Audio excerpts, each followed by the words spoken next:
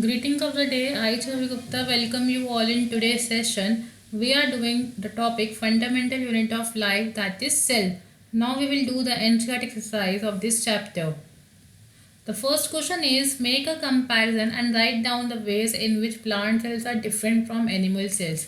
The question is that you have to differentiate between plant cells and animal cells. Now the main part is that after drawing this table you will draw the diagrams of plant cell and animal cell that are given in your NCERT book. Now the first difference characteristic is that is cell wall. We all know that the plant cell does not have a we all know that the plant cell has a cell wall, but animal cell does not have a cell wall.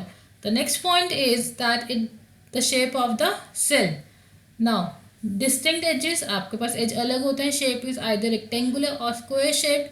Now animal cell में आपका shape round और irregular shape होती है, because cell wall की वजह से आपकी shape rigid हो जाती है plant cell के अंदर, बट एनिमल सेल में सेल वॉल अवेलेबल नहीं है, दैट्स वहाँ पे राउंड या इरेगुलर शेप होती है. Next is nucleus. दोनों में ही न्यूक्लियस प्रेजेंट होता है, but the main part is that nucleus is on the side of the cell. We all know that vacuoles की वजह से आपका वैक्यूल लार्ज इन साइज होता है, जिसकी वजह से आपकी सारी सेल ऑर्गेनालिस प्लांट के अंदर कॉर्नर्स पे शिफ्ट हो जाती है. That's why it is on side of the cell. But in animal cell वो सब सेंटर में लाई करते हैं, बिकॉज वहाँ पे वैक्यूल या तो होंगे नहीं, और होंगे तो बहुत स्मॉल इन नंबर्स होंगे, एंड का साइज भी छोटा होते हैं. Next is lysosomes. Plant cell में बहुत रेयरली लाइसोसोम्स प्रेजेंट होते हैं, एनिमल सेल में लाइसोसोम्स प्रेजेंट होते हैं. नाउ प्लास्टिड्स प्लांट सेल में प्रेजेंट होता है बिकॉज वहाँ पर डिफरेंट डिफरेंट कलर्स प्रेजेंट होते हैं. एनिमल सेल में प्लास्टिड्स एब्सेंट होते हैं. स्ट्रक्चर ऑफ वैक्यूल सिंगल होता है प्लांट सेल में, बट बड़ा होता है एंड सेंट्रली लोकेटेड होता है. एनिमल सेल में न्यूमरस होते हैं, बहुत सारे होते हैं, या स्मॉल होते हैं. Next question is how is prokaryotic cell different from a eukaryotic cell. Prokaryotic cell और यूकैरियोटिक सेल्स में डिफरेंस बताना है. Size is basically 1 micrometre, that you can say 10⁻⁻6 metre, and eukaryotic cell का size 5 to 100 micrometre. Now the nuclear region आपको बताया था prokaryotic cell का मतलब ही क्या है. प्रो मतलब प्रिमिटिव एंड कैरियन मतलब न्यूक्लियस. जिसके पास प्रिमिटिव न्यूक्लियस है मीन्स उसके पास कोई भी प्रॉपर सेल ऑर्गेनालिस नहीं है, कोई न्यूक्लियर मेम्ब्रेन अवेलेबल नहीं है. सो उस रीजन को हम क्या बोलते हैं, न्यूक्लियोइड बोलते हैं. बट यूकैरियोटिक सेल में प्रॉपर न्यूक्लियर रीजन अवेलेबल होता है, बिकॉज यू मतलब ट्रू एंड कैरियो मतलब न्यूक्लियस. सो जिसके पास प्रॉपर न्यूक्लियस है या ट्रू न्यूक्लियस है, दैट मीन्स उसके पास प्रॉपर न्यूक्लियर मेम्ब्रेन अवेलेबल है एंड सारी सेल ऑर्गेनालिस प्रेजेंट है. नाउ प्रोकैरियोट में सिंगल क्रोमोसोम होता है, वहाँ पे बहुत सारे क्रोमोसोम हो सकते हैं यूकैरियोटिक सेल्स में. प्रोकैरियोटिक में मेम्ब्रेन बाउंड सेल ऑर्गेनालिस होती हैं, एंड यूकैरियोटिक में membrane bound cell organelles present होती हैं. Next question is what would happen if the plasma membrane ruptures और ब्रेक डाउन. अगर प्लाज्मा मेम्ब्रेन खराब हो जाती है, टूट जाती है, तो क्या होगा. If the plasma membrane ruptures और ब्रेक डाउन, अगर प्लाज्मा मेम्ब्रेन रप्चर हो जाती है, टूट जाती है, तो सारे सब्सटेंस फ्रीली मूव करेंगे in and out of the cell, because we all know that plasma membrane is selectively permeable. किसी की एंट्री को आने देती है, किसी की एग्जिट को जाने देती है. दैट मीन्स वो एज ए बैरियर की तरह वर्क करिए. बट अगर बैरियर ही नहीं होगा, दैट मीन्स सब कुछ फ्रीली मूव करेगा. तो जिसकी वजह से क्या होगा, प्लांट के अंदर कभी भी ऑस्मोसिस और कभी भी डिफ्यूजन हो जाएगा, एंड ऑस्मोसिस और डिफ्यूजन नहीं होगा, जिसकी वजह से सेल इवेंचुअली मर जाएगा. Now, as plasma membrane acts as a mechanical barrier, exchange of material from its surrounding through osmosis or diffusion in a cell won't take place consequently. Side effect क्या है इसका, that the cell would die due to the disappearance of protoplasmic material. Next question, what would happen to the life of a cell if there was no Golgi apparatus? See, अगर Golgi apparatus नहीं होगा तो क्या effect आएगा. First we know that the Golgi is a membrane bound structure. वो सारे materials को package करता है, स्टोर करता है, देन मैन्युफैक्चर करता है, देन ट्रांसपोर्ट करता है. सो अगर स्टोरेज नहीं होगा, पैकिंग नहीं होगा, तो ट्रांसपोर्टेशन भी नहीं होगा, और अगर ट्रांसपोर्टेशन नहीं होगा तो डिज़ायर्ड सेल की नीड पूरी नहीं होगी, और डिज़ायर्ड सेल की नीड पूरी नहीं हो तो सेल प्रॉपरली फंक्शन नहीं करेगा और सेल मर जाएगा. So the Golgi apparatus consists of stack of membrane bound vesicles whose functions are as follows, that is storage of substances, packaging of substances, manufacture of substances.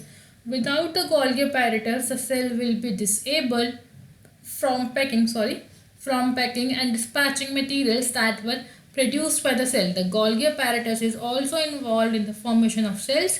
Hence, in the absence of Golgi apparatus, the cell will not produce. Next, which organelle is known as the power house of the cell and why? कौन सी organelle power house of the cell होती है और क्यों? हमने पढ़ा mitochondria power house of the cell because it releases the energy required for different activities. And energy किस form में रिलीज होता है? एटीपी की फॉर्म में। And ATP is your adenosine triphosphate which is the energy currency of the cell. So अगर आपको energy नहीं मिलेगी, एनर्जी करेंसी नहीं होगी, एनर्जी प्रोड्यूस नहीं होगी, एनर्जी प्रोड्यूस नहीं होगी तो आप कोई भी फंक्शन नहीं कर पाएंगे। सो देयरफॉर अगर power house of the cell नहीं होगा तो आप कोई वर्क नहीं कर पाएंगे। Now where do the lipids and proteins constituting the cell membrane get synthesised? Now lipids and protein कहाँ पे होते हैं आपके सेल मेम्ब्रेन में, कहाँ सिंथेसाइज होते हैं? That is endoplasmic reticulum. Lipids and protein both पूछा, अगर वो सिर्फ लिपिड पूछता तो आप स्मूथ एंडोप्लाज्मिक रेटिकुलम बोलते, बट अगर प्रोटीन पूछता तो आप रफ एंडोप्लाज्मिक रेटिकुलम बोलते। इसने दोनों पूछे हैं इसलिए हमने यहाँ पे एंडोप्लाज्मिक रेटिकुलम बोला है। Now how does N amoeba obtain its food? Amoeba अपना फूड कैसे लेता है? By the process of endocytosis, you can से it by pseudopodia. Okay, now pseudopodia is a movement and the process is endocytosis. Now see, through the process of endocytosis, an amoeba obtain its food as its cell membrane is flexible enough। आपको पता है कि amoeba अपनी shape change कर सकता है। Okay, तो shape change करके वो फूड पार्टिकल के पास जाएगा एंड जब वो शेप चेंज करेगा तो एक फॉल्स लाइक स्ट्रक्चर बनेगा, that is your pseudopodia. In the first you can see, I will show you now. See, this is a amoeba, that is a nucleus, and then the food particle red in color. Okay, now the first part is कि क्या कर रहा है, अपने दोनों legs से, that is this one and this one, अपने legs को extend कर, अपनी shape change कर रहा है। तो जब इन्होंने shape change की तो हमने स्ट्रक्चर को क्या बोला? सूडोपोडिया। ओके, नाउ सूडोपोडिया से शेप चेंज की, फूड के पास गया, अब फूड को अपनी शेप के अंदर एनक्लोज कर लिया, फूड पार्टिकल और फूड वैक्यूल बना लिया अपना।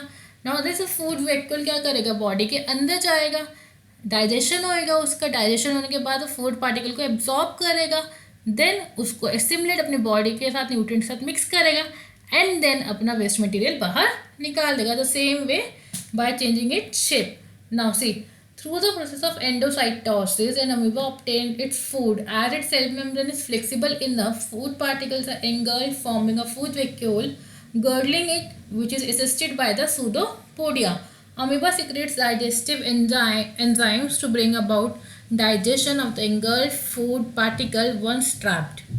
What is osmosis? The process of movement of water molecules from a region of higher concentration to a region of lower concentration through a semi-permeable membrane is known as osmosis। ये हमने पढ़ा था कि resins develop क्यों हो रहे हैं, resins shrink क्यों हो रहे हैं, that is because of osmosis. Now the next question is carry out the following osmosis experiment. The question is take 4 peeled potatoes, आपको 4 पील्ड पोटैटोज लेना है, पोटैटो को छीलना है, हाफ पार्ट्स में करना है, आपको अंदर का मटेरियल बाहर निकालना है, देन एक कप लाइक स्ट्रक्चर बनाना है, पोटैटो कप्स बन जाएंगे आपके। One of this potato cups should be made from a boiled potato. आपको एक में बॉइल्ड पोटैटो चाहिए। पुट ईच पोटैटो कप इन अ ट्रफ कंटेनिंग वाटर। अब हर एक पोटैटो कप को आप अलग अलग कंटेनर में रखेंगे। नाउ कीप कप ए एम्प्टी, आपने ए वाले में कोई कप नहीं, कुछ नहीं रखा। सेकेंड वाले में आपने 1 टीस्पून शुगर रखा। आपको बॉइल्ड पोटैटो चाहिए, बात ध्यान रखना ना।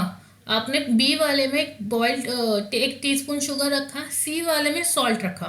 वाटर फिल्ड है कैविटी के अंदर, जो आपके पोटैटो की कैविटी है उसके अंदर वाटर फिल्ड है।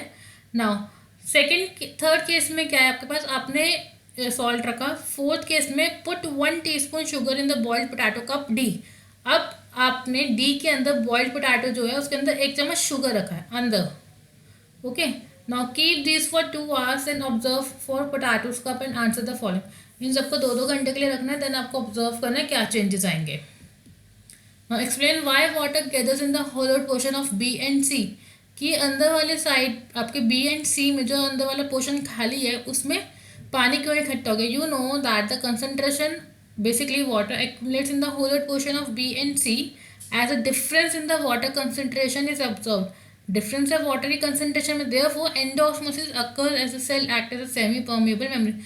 जो आपकी बी और सी में पोटैटो की शेल है वो सेमी परमेबल बन चुकी है बिकॉज आपने उसे बॉयल किया है।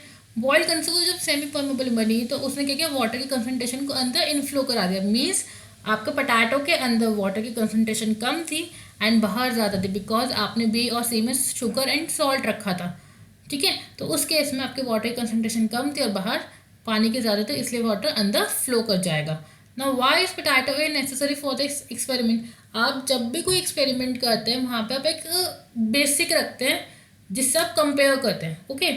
सो यहाँ पे जो ए है हमारा वो कंपैरिजन के लिए यूज़ किया गया ताकि हम अलग अलग कप्स में सिनेरियो को कंपेयर कर सकें क्या क्या चेंजेस आ रहे हैं ए रिस्पेक्ट के लिए।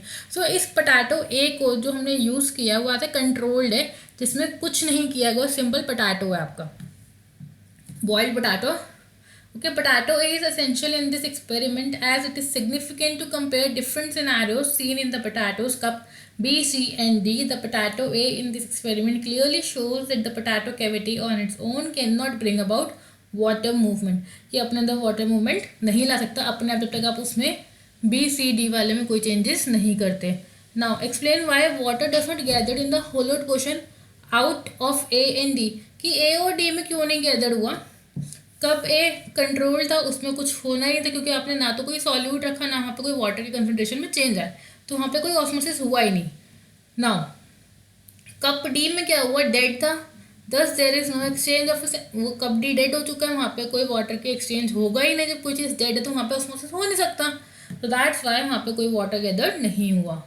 The next question is which type of cell division is required for the growth and repair of body and which type is involved in the formation of gametes. Class, this is a very new topic for you and this is answers आपको हम यहाँ पे दे रहे हैं, but actual में इसका concept हम नई वीडियो में डिस्कस करेंगे। That is there are two ways in which cell divides, that is mitosis and meiosis. Mitosis is a type of cell division that is involved in the growth and repair of the body. यहाँ पे growth में और आपकी repairing में help करता है mitosis. Meiosis आपका एक तरह का सेल डिवीजन है जहाँ पे gamete formation. What are gametes, how mitosis and meiosis takes place, what is the meaning of mitosis and meiosis is totally a new concept for you and for this we will discuss it in another video. Thanks, that's all for today, thank you.